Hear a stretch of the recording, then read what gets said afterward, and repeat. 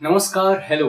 आखिर जंजीर का रीमेक आ ही गया। तमाम कंट्रोवर्सीज के बाद सलीम जावेद की सुपरहिट फिल्म 1973 की जंजीर का रीमेक हो गया और उन्हें कोर स्टोरी के लिए इसमें क्रेडिट भी दिया गया है। हालांकि उन्हें 6 करोड़ रुपए मिले या नहीं जो उन्होंने इस फिल्म के राइट्स के तौर पर मांगे थे वो मालूम नहीं, लेकिन इस फिल्म में स्क्रीन प्ले के लिए सुरेश नायर और डायरेक्टर अपूर्व लाखिया ने अपने नाम को दर्ज किया है। कहानी शुरू होती है एसीपी विजय खन्ना यानी रामचरण तेजा की 5 साल में 17 ट्रांसफर्स को लेकर, जिसकी बाबत उन्हें हैदराबाद से मुंबई पोस्टिंग मिल जाती है। यानी कि ये अपने आप में एक नई बात बताई गई है कि एक स्टेट से दूसरी स्टेट में एक सीनियर पुलिस ऑफिसर की पोस्टिंग।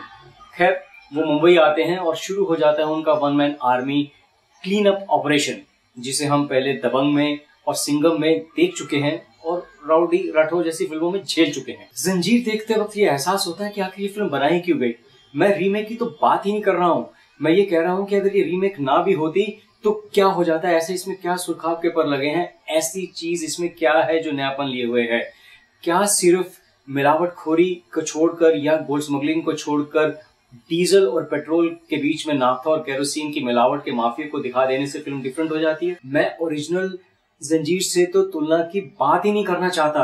अरे कहाँ मौसमी और कहाँ नींबू, कहाँ रेजिन्स, कहाँ किशमिश और कहाँ रेसबेरी। प्रियंका चोपड़ा एक एनआरआई हैं और अपनी फेसबुक की एक फ्रेंड की शादी पर अमेरिका से इंडिया आती हैं और उनकी इंट्रोडक्शन दिखाई गई है एक गाने के जरिए, जिसमें वो कहती हैं कि पैसा फेंक तमाशा देख, पिंकी है पैसे वालों की। लगता है इस फिल्म का सार भी सिर्फ पैसा ही है और तमाशा देखने के लिए एंटरटेनमेंट दर्शकों को मिले ना मिले इससे कोई सरोकार नहीं। गाने के बाद प्रियंका चोपड़ा एक जर्नलिस्ट के मर्डर को देख लेती हैं और बतौर विटनेस वो एसीपी विजय खन्ना की शरण में पहुंच जाती हैं। अब एसीपी विजय खन्ना के एक हाथ में गन है और दूसरी तरफ हीरोइन। जब उनका एक्शन से मन भर जाता है तो हीरोइन से रोमांस करना शुरू कर देते हैं और जब रोमांस से बोरियत होनी शुरू होती है तो वो जो कि विलन है प्रकाश राज यानी तेजा, उसको नेस्तनाबूद करने के मंसूबों को अंजाम देने की फिराक में लग जाते हैं या फिर अपने माँ बाप के कातिलों की पहचान को लेकर तिलमिलाते रहते हैं। बस यही है जंजीर। जहां तक परफॉर्मेंसेस की बात है तो कोई एक तो ऐसा हो जिसके लिए कहा जा सके कि वाह क्या कमाल है, क्या बात है। जहां तक सुपरस्टार जो तेलुगु फिल्मों के हैं रामचरण तेजा, उनकी बात की जाए तो वो अपने परफॉर्मेंस को लेकर सिंसियर हैं। बस इसके आगे मैं कुछ नहीं कह सकता। प्रियंका चोपड़ा और प्रकाश राज ने अपने रोल को लेकर ऐसा लगता है पुड़िया बांधी है।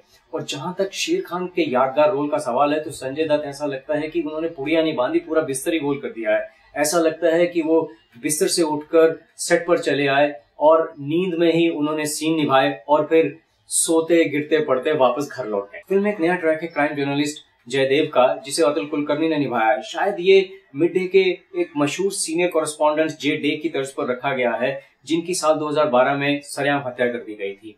तो ये जयदेव यानी अतुल कुलकर्णी एक जगह कहते हैं कि we print stories, we don't cook them. अरे मैं भी तो यही कह रहा हूँ कि इस फिल्म में कुछ भी कुक नहीं है, सारा कुकड अप ही है।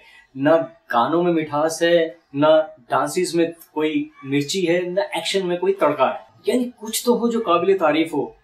डायरेक्टर अपूर्व लाखिया को एक बेहतरीन मौका मिला था और लगता है उन्होंने उसे बेहतरीन तरीके से गंवा दिया। ऐसे ऐसे डायलॉग्स हैं फिल्म में जिन्हें सुनकर खूब अंधेरे वाले भरे हॉल में भी मुंह छिपाने को मन करता है। मसलन, you are eating apples and I am going bananas. Chicken and chicken the more you have the less you are satisfied. Mona darling बनी है माही गिल। उन्हें प्रकाश राज यानी तेजा कहते हैं कि तुम अपना मुंह सिर्फ एक ही काम के लिए खोला कर। डायलॉग्स की ही इसी कड़ी में प्रकाश राज एक जगह मोना डार्लिंग यानी माही गिल से कहते हैं एज से क्या करना है जबकि माइलेज स्ट्रॉन्ग है। तो मोना डार्लिंग जवाब देती हैं लॉन्ग ड्राइव पर ले चलो तो माने। शेर खान एक जगह डॉक्टर को कहते हैं जब रामचरण तेजा को गोली लग जाती है और वो अस्पताल में भर्ती हैं कि वैसे भी हिंदुस्तान में शेर और दोस्तों की कमी है, एक डॉक्टर अगर कम भी पड़ गया तो क्या फर्क पड़ेगा, बताइए। अब ऐसे ऐसे डायलॉग्स अगर आपको झेलने पड़े तो इस जंजीर की कड़ी को कैसे झेला जाए।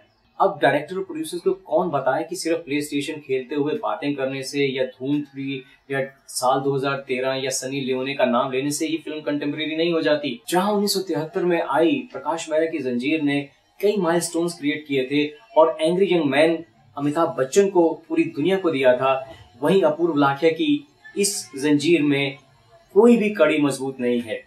It's neither naphtha, neither kerosene, neither oil nor petrol. ये जंजीर कुछ भी नहीं है, ये जंजीर जंग भरी है।